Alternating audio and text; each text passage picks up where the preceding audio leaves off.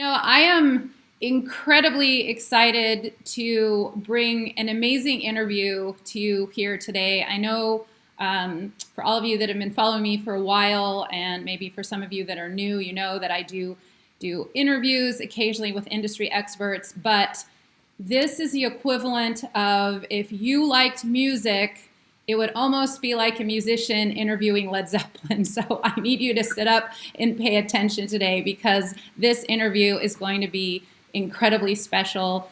Welcome, Dr. Anders Ericsson. I'm so excited that you're here and I really appreciate your time.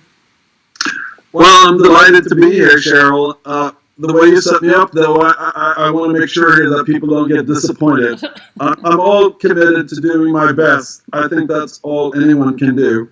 Okay, well, I just wanted to set the stage for some of the research and impactful work that you've done over the past 3+ decades. So for anyone, I can't imagine that they don't know who you are, but if they don't, I really wanted to set the stage for the next few minutes because it's really going to be incredible, and I can't tell you how excited I am. Now, let's start with a couple questions. I'd like to know what initially intrigued you to dedicate the last 3+ decades to studying and researching the science of expertise. And also, if you can add on to that, what's been your biggest takeaway after those 3+ decades?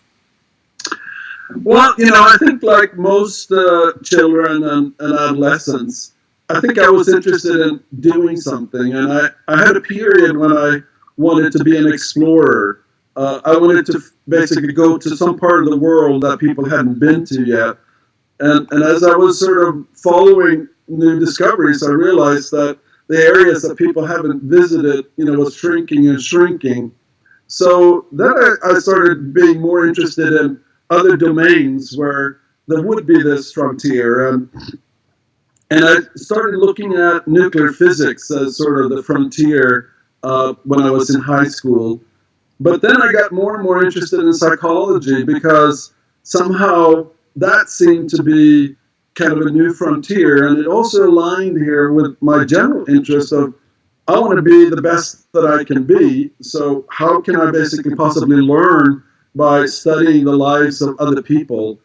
So when I started doing my dissertation, I kind of came to the conclusion that what really sets exceptional people apart from other individuals is what's going on in their heads. So I wanted to basically be able to track what people were thinking when they're facing complex problems. So my dissertation was on problem solving. And then I guess I was interested now because I found that there was such rich information about individual differences when people were kind of thinking about problems that I wanted to work on acquiring a skill, overcoming some limit. And the first limit that I started working with a famous American psychologist on was this limitation of being able to hold information in your short-term memory. And the test is pretty much reading a series of random numbers at 1 per second, and then having people recall them exactly in order. And most people can do about a phone number. And we found here that with training, this college student that we basically more or less just contacted because he was willing to do it, he was able to then get to a point where he could reproduce 80 random numbers when they were read at that pace. And that was kind of creating a fair amount of commotion here among psychological researchers who felt that this really, in some ways, this test was really measuring some, almost innate capacity. And that's really where kind of my research on the effects of training started. And I pretty rapidly recognized that if you're looking at world-class performers, they've spent an entire life. So it's almost impossible for a researcher to study them day by day the way we did with the memory expert. So we then basically started looking at musicians and then chess players, athletes, ballet dancers, and basically really trying to ask the question, how does the very best differ from those individuals who are not performing at the very highest level, but at a very high level? And that's where we kind of started to look at how they practice. and basically finding that there are special types of practice that really makes a huge difference and really enhances performance. And let me interject for a second, and I don't mean to cut you off, but a lot of people, and in your book, which is Peak, which some people may not know, but it's a book about the science of expertise, and it's all about deliberate practice. So can you take a quick moment to let us understand, or to help us understand, for those people out there that aren't familiar, what exactly is deliberate practice? Why is it important for all of us and not just the elite few?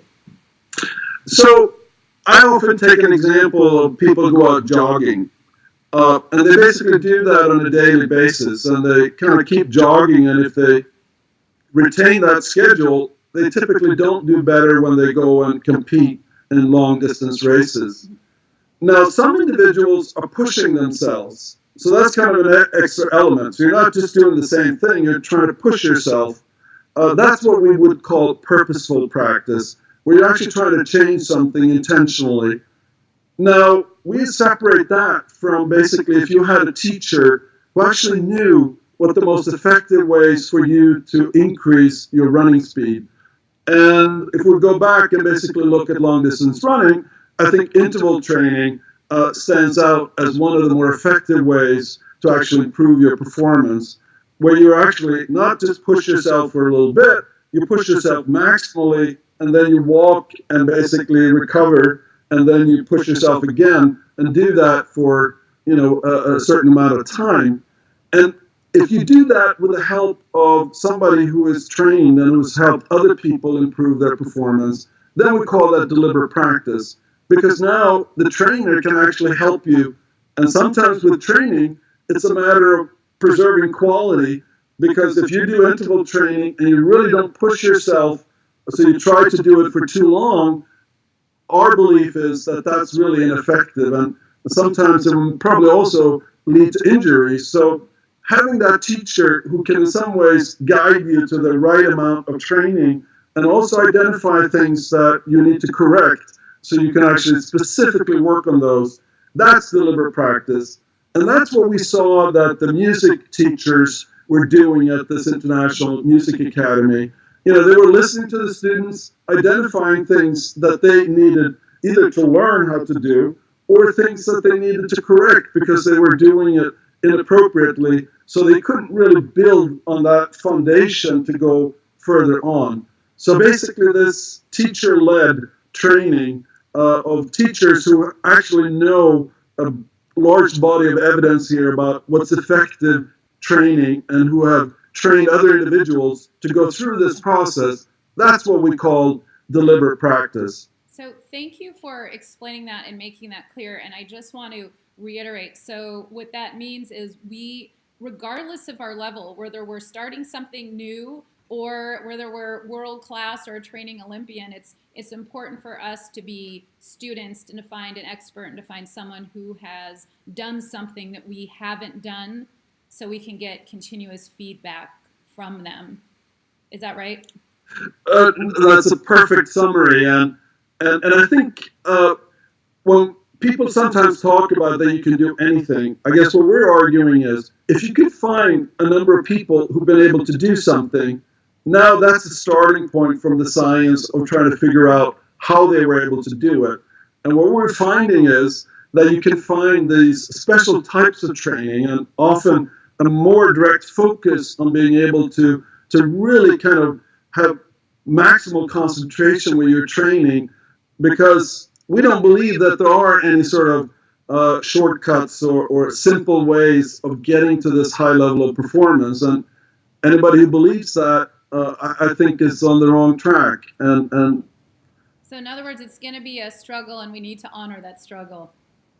Right. And I think, it is kind of like when you go out and do interval training, and I found talking to a lot of amateur joggers, they kind of hate that.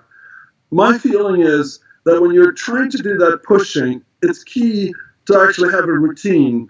So you basically, when you're training, it's not like you're asking yourself, do I want to do interval training today? You basically have a routine where you maybe spend 20 minutes or something like that and do that.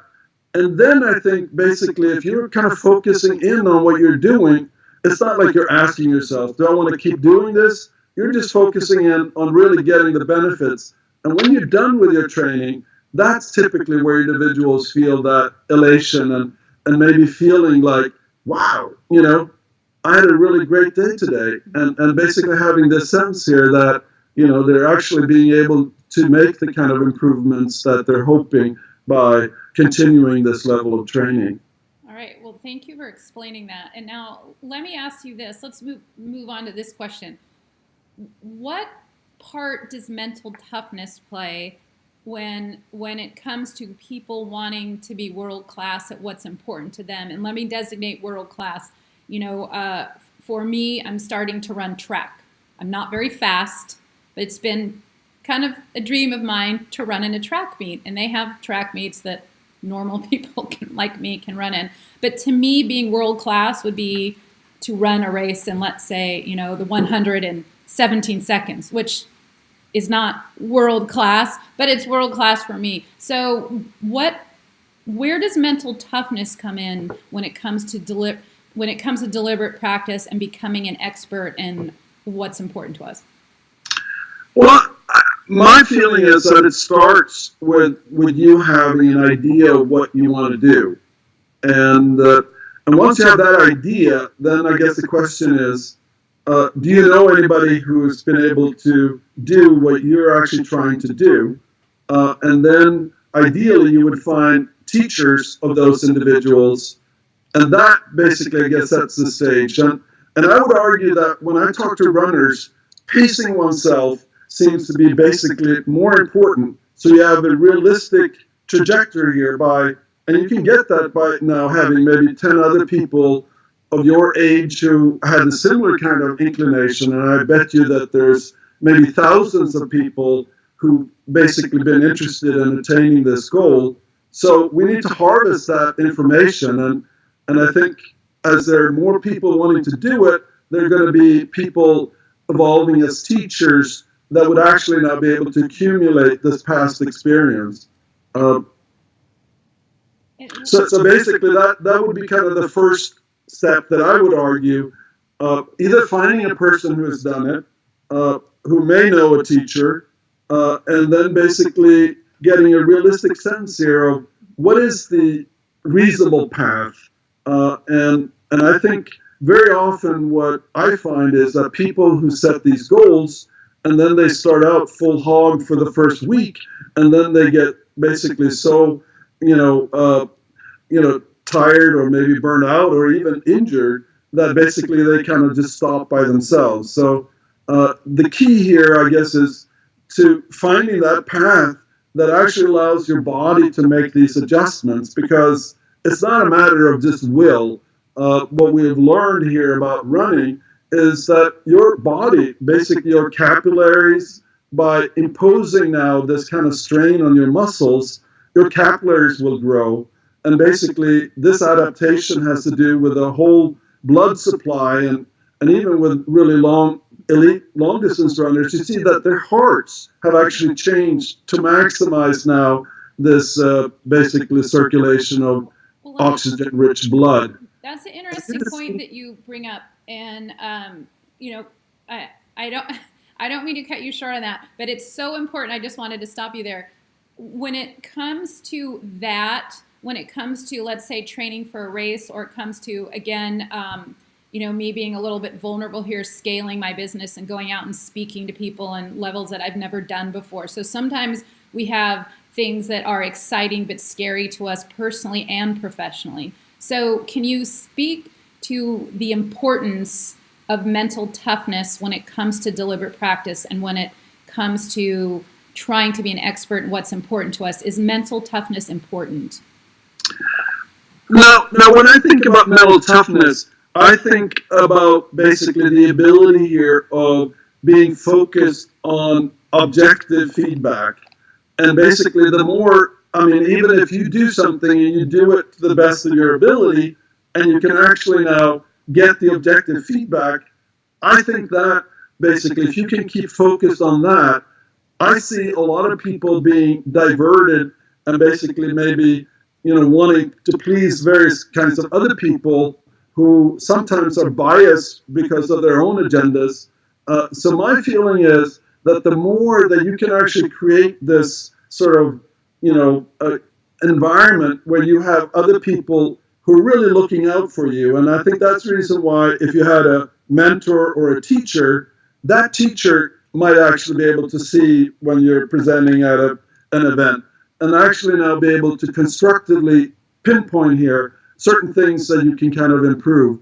And I think that having that sort of environment that where you are deciding what is a useful, objective, valid feedback that you want to take with you when you're actually, making adjustments to what you're doing and developing yourself. But I think basically that idea here of selecting the information that you're paying attention to me, is really critical. And I have had some experience of that when I've been arguing now, that basically this idea that people are innately gifted, and that some people, we should identify them as kids and then provide them with much more resources than other individuals who don't seem to display these gifts.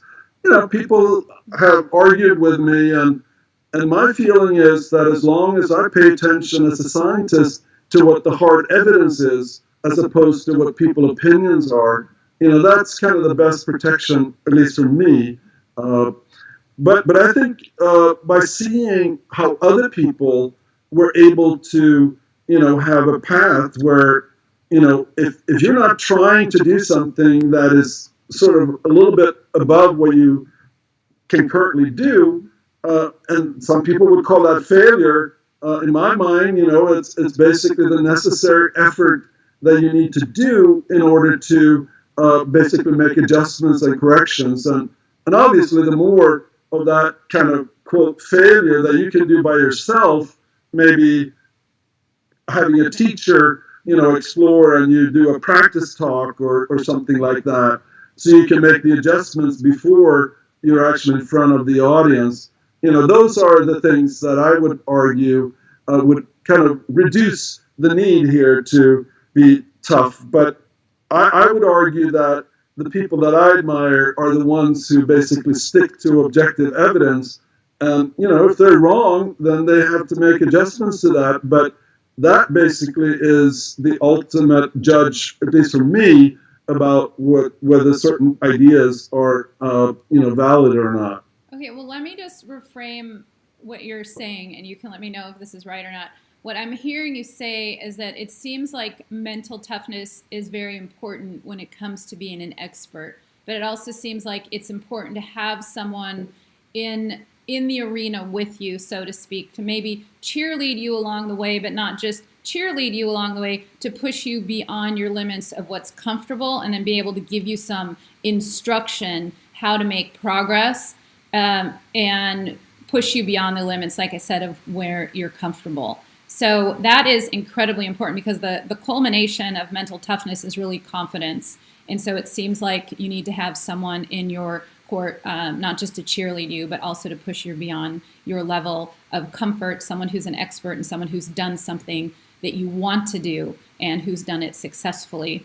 Now, let me ask you another question. It's surrounding the topic of disruption. And I hesitate to bring this up a little bit because disruption can be thought of in negative terms, but speaking to your point, it can also be thought of in positive terms because it can really heighten our sense of awareness. Now, disruption or the fear of disruption can be scary, whether it's at home or at work. Meaning, right now I have teenagers, a daughter getting ready to look at colleges. So that can be a little bit disruptive because when I'm talking to my peers and finding out the right place for her, whether it's a community college or a state college or wherever it is, I need to be disruptive as far as how I approach my peers because everyone is so kind of obsessed with brand names and where she should go, and I need to be disruptive in my social circles to figure out what's right for her. But also disruption happens in work, and it happens when the definition of disruption has to do with companies being vulnerable. because when you look at, the Ubers of the world or the Dollar Shave Club or these companies that seem to come out from nowhere and disrupt industries that were sitting pretty. So in other words, how can, and here's the question if I can reframe it, how can you use deliberate practice to process disruption or the possibility of disruption and use that heightened awareness to your advantage in your quest to becoming an expert?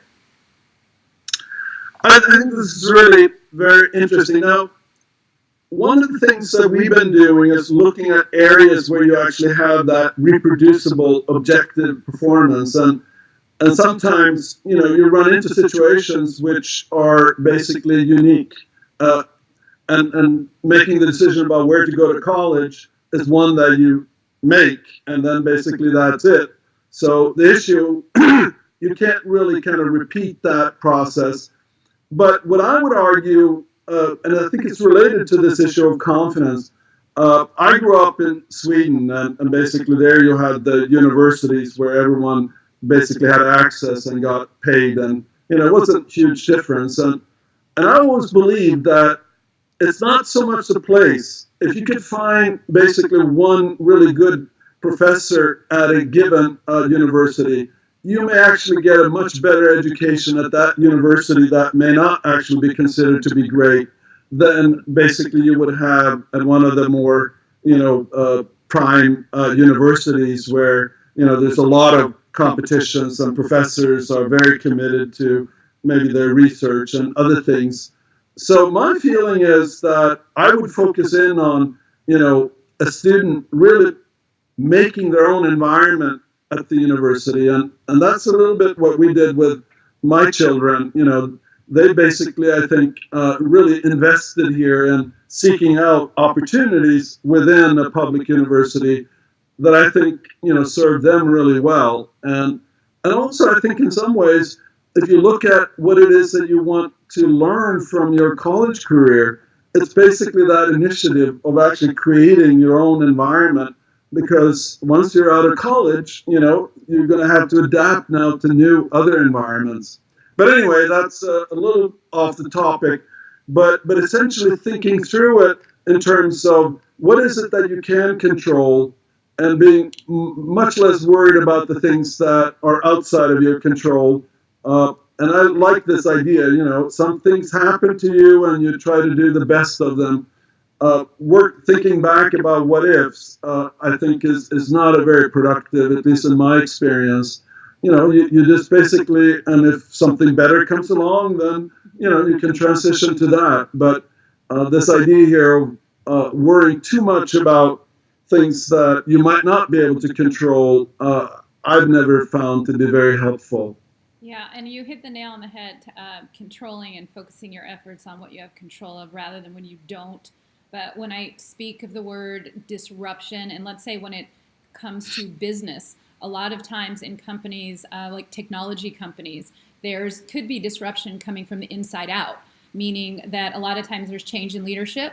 So there's a little bit of worry of disruption internally, and technology is changing so rapidly that who knows when David's going to come in and knock Goliath off of his perch. So I'm just wondering if you can speak to and answer the question, is mental toughness important when it comes to disruption and leveraging that heightened emotion that comes along with it? I think again here that the more that you can think through, or maybe making small scales kind of trials where you actually get feedback and then basically increase things as a function of that feedback, so you don't really have to basically put everything on the line where you might be able to fall. I personally have led my life by figuring out the worst possible scenario that I can control, and then I try to identify what is it that I would love to have happen, and then basically once I've found that sort of lower level that I can live with, then I can fully focus here on trying to get as close to the goal that I set for myself. And I find that in those environments that basically are are really having a lot of discussion, those are the kind of environments where other people really admire you taking chances. And I think research is clearly a case very similar to that technology environment. I mean, if you're just trying to do the same thing that you've been doing for the last 20 years, people are not going to be interested, because part of research is actually going beyond what your current knowledge is. And then basically, I mean, I find that when I try to do that, I try to convince myself that this is at least a likely possibility that this will work, because you have to take care of your students, and you have to basically help other individuals who depend a little bit on the fact that you will actually learn something useful from a new research project. But I think basically that excitement that comes from doing something that hasn't been done, and sometimes you have all the range here from amazing success to disappointing failure. But very often I find that if you approach it correctly, you will learn something, even if that particular effort was not perfect. Now you are in a better position here to do your next one that is more likely not to succeed. But as long as you're open to that kind of openness of planning through things and then seeing when your plans didn't match up, because that's a real opportunity for you to learn, and allowing you maybe next time to do a much more likely successful effort. Yeah, so it sounds like mental toughness is important, because you're just going to need it to have the courage and to have the confidence to move forward and to go where you haven't gone before, to take a quote from Star Wars, but just to go beyond your current comfort level. So it sounds like mental toughness and deliberate practice go hand in hand, and it sounds like it is very important in your quest to be an expert. It's incredibly important to take disruption and maybe the excitement and possibly even the fear that comes with it, and be able to process it so you can be as agile as possible when moving forward to do things that people haven't done before, to make sure that, let's say, Goliath stays in power and doesn't get disrupted by someone on the outside. No, I totally agree with you. And basically, especially if you look from the outside, I think you can see individuals that sometimes you find are actually going against the stream in a way that you find amazing. And in that sense, I think there's really a role for mental toughness. Now, the question is, if you look on the inside of that person, would that person actually experience that same perception that other people have of them? Or would they be focused here on the possible goal that they see in front of them, and they can actually see how they're getting closer and closer to that goal that other people may not be able to perceive until you actually reach a point where it's now obvious to everyone that you were actually on the right track? Now that's an interesting point, and let me ask you this. What would be the consequences of understanding what we know about deliberate practice and about the science of becoming an expert? What would be the consequences of not being mentally tough? Well, I agree with you that a lot of people like to go for the easy path, where they can actually do things that pleases people in their environment, and they do it with very little effort. And I would argue that deliberate practice and mental toughness would actually encourage you to actually, in some ways, try to do something new that's better. And I believe that in any environment that you are, there will always be a way for somebody maybe from the outside to help you to do something better. And I've been working in the medical field with surgeons and stuff like that. And there, I think, everyone agrees, and the really good surgeons, they are feeling, whatever they can do to increase the likelihood that you actually have a successful outcome from this surgery, that's incredibly satisfying to them. And I think in all sorts of environment, there are things that you can do that will in some ways provide that enhancement of the environment, not just for yourself, but for basically the people that you work with.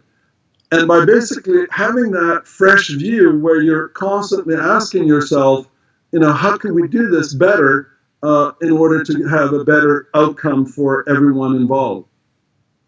So that is an interesting point that you bring up, and it is so true. And it leads me kind of to the next question, and that would be if we were to gain a mindset of an expert, if we were going to gain the mindset of a world-class performer, keeping in mind we can't all be Olympians, we can't all be the best, we can't all be the top 1% or the top 0.01% of what we're doing, but we can gain the mindset.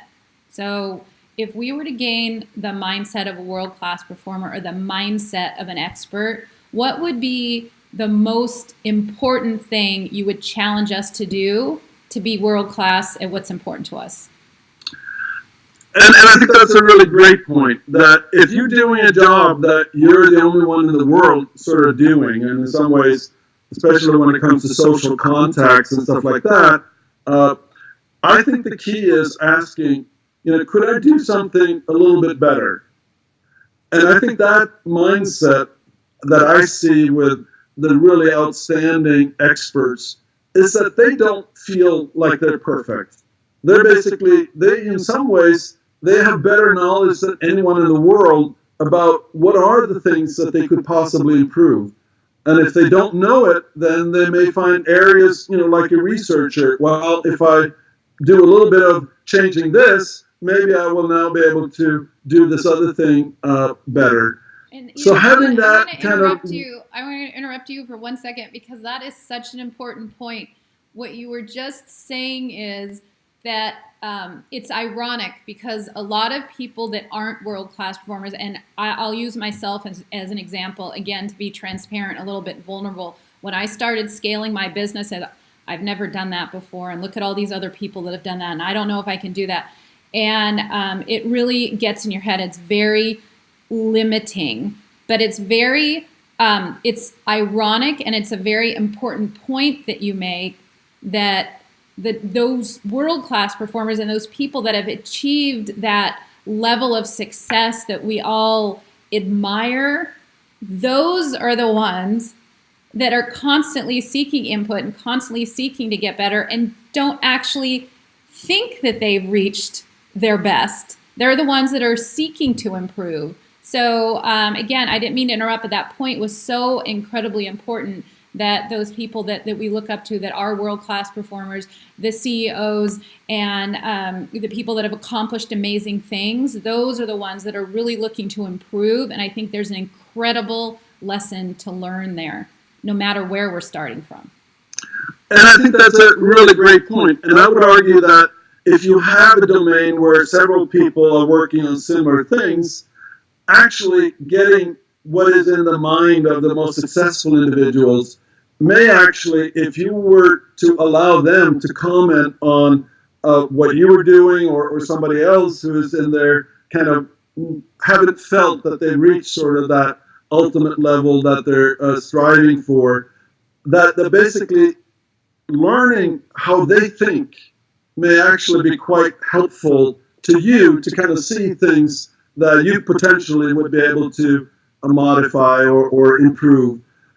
So basically that richness that comes from experience of somebody who constantly is sort of reviewing what they're doing, and maybe also reviewing what other people are doing, and if you can get their help to get comments on things that would be easy for you to improve, because sometimes, there's a path. It took them 5-10 years to get from where somebody is currently to where they're now, to expect that that person would be able to magically be transformed into that. I think that's where people make a mistake. And that's where the teacher comes in, of really providing now a reasonable path to, sequential, gradual improvements that would actually get, to a point where you can kind of see things that the more experienced, highly trained individual can actually see. And you know what? I want to reiterate and get your thoughts on this quickly. I've seen in my work, whether I'm working with teens or I'm working with high school, college, world-class athletes, or whether, I'm working with administrative professionals, designers, engineers, managers, or CEOs. I've seen over and over and over again that champions come from unlikely places. And so I want to understand and get your thoughts on how to use deliberate practice so we can manage either disruption or manage the possibility of disruption or be as agile as possible for everyone. Because again, I just want to reiterate and say again that champions do come from unlikely places. And if you take the John Wooden approach to business, if you take some of his philosophies, is that not everyone's an MVP, not everyone's a CEO, but everyone can contribute. And what would it be like if everyone, let's say in business, took their work to the next level and they had the mindset of an expert and they all went from a 6 to an 8, an 8 to a 10. So again, they can't all be MVPs, but they can go to the next level. And what would it be like if the entire team was incredibly high functioning? And I think deliberate practice is an incredibly important piece to that. And I find it interesting. Early on in my career, I was working at the Institute of Aviation Medicine in Sweden, where I was working with pilots, especially test pilots. And test pilots, I guess, at least in Sweden at that time, had a fairly high mortality rate because they were flying basically airplanes that had very high level of problems because they were testing out new equipment. And they basically, what they did was to really think, every time when they're on a mission, if this goes wrong, then I need to do this, and basically constantly thinking about anticipation of problems. And they also got together basically on a regular basis where one test pilot was telling, this happened to me, and then the other ones would say, okay. So they actually were now trying to problem solve how they would have handled this type of situation. So basically you had that dialogue about, possibilities where you would be able to learn now from other people's experience rather than actually having things happen to you for the first time. And I'm a great believer, and in medicine, there are now some interesting attempts here to kind of document with video. So you could have a video library of all sorts of rare patients or difficult situations in surgery or whatever, where you actually would be able to almost go to this library and in the afternoon experience as many difficult situations that maybe somebody would experience during a couple of years of actual practice. And if you can now get immediate feedback about what happened without now the negative consequences of, basically being up there with an airplane that is burning or whatever, I think that's how we would be able to bring people's performance up to a higher level. And those individuals who really have that motivation and really feel that it makes them feel better when they are actually now able to anticipate potential problems. So when they experience something similar, then they actually have something to draw on that would actually allow them to have a better outcome than they would have otherwise. Yeah, you brought up an incredibly important point, and that is taking kind of some of maybe our biggest fears and our biggest concerns and looking at them in an objective way and thinking of answers and solutions before they happen in our quest to becoming an expert, in our quest to accelerating our progress. And I am so grateful for the time that you have spent. I didn't mention on the front end of this interview when I introduced you, but you have been featured in the Business Insider, in The Economist, on NPR. I've seen you on Larry King and also in the Harvard Business Review, and it is my distinct honor and pleasure to have spent a little bit of time with you. And again, I want to mention your book, Peak. And again, it's been a reference for me. I haven't just read it. I use it. I take action from it, and I also teach from it. So thank you for that. We're going to put the link. I would encourage everyone who has had the pleasure of seeing this interview to get this book. If it's not just for you, it's for all of those you influence and all of those you serve. And it's been incredible. I really appreciate our time together. Is there anything you want to share as far as your future work, or any parting notes or a parting message that you want to leave with our listeners? Well, Sheryl, I really enjoyed talking to you, and I think you're the kind of person that I think has all the prerequisites here for being extremely successful. And I think basically that approach of basically seeking knowledge and listening to it, I think is wonderful. The only thing I would argue, and I sometimes suggest, that people who start projects, if they could actually document how they pick something that's measurable that they want to do, and the process of actually hopefully finding people that have already done this, and ideally a teacher, if you could document now that with video, I think you could now basically contribute to other people's facilitation here of how they would be able to get to that same goal with now basically learning from the experiences that you had. And I think basically if we could have libraries where somebody who's interested in, what happens if such kind of negative thing happened, and how did some people now learn how to anticipate that and basically be able to avoid the problem. Because I think bad things, if you can anticipate them, that's the most effective way, and that's where I see the experts basically being excelling, less skilled individuals.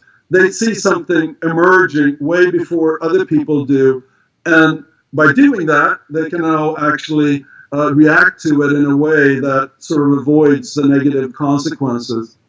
So I'm hoping here that the more people we can encourage here to, raise the bar for themselves and really look forward here and sharing the information about how they were able to reach their goals, it's going to make life a better and more interesting place. Yeah, thank you so much. And very last, I know I keep saying the last thing, and I know we need to hang up, but if you were to challenge us to be an expert, what is one thing that you would challenge us in regards to deliberate practice, in regards to being world class, and what's important to us? What is the first important step that you would say, hey, anyone listening to this is really what you need to do? Well, I think if, we're thinking about the job, thinking through what you're doing, and now finding something that either somebody else that you admire is able to do, or something that you would like to do, finding that goal and now setting in motion that process and finding some objective criteria that allows you now to gauge how you're actually, gradually getting to the point where you want to be, hopefully with the help of a mentor or a teacher. I think that's basically where everything starts. And I think the sense that people have when they can actually pick out something that they can do, it just generates confidence that they can make, address all sorts of aspects of their life in a very constructive way that will make life easier and better for them and for all the people that they're working with. Okay, well, you've heard it from the expert himself.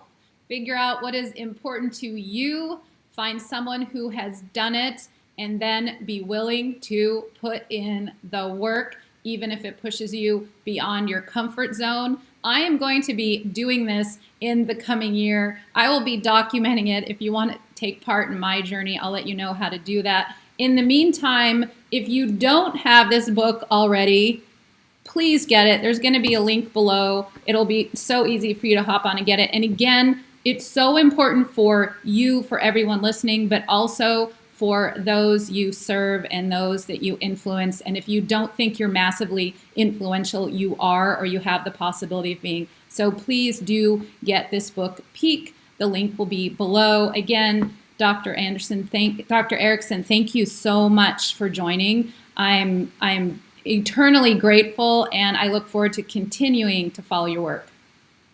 Well, I'm looking forward to continuing interacting with you.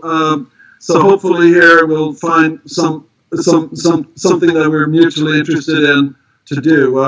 It's been wonderful. Thank you so much, and thank you for the example that you give here to all sorts of people about, what they could possibly be doing. Okay, again, thank you so much. I appreciate your time. I look forward to being in touch. Great.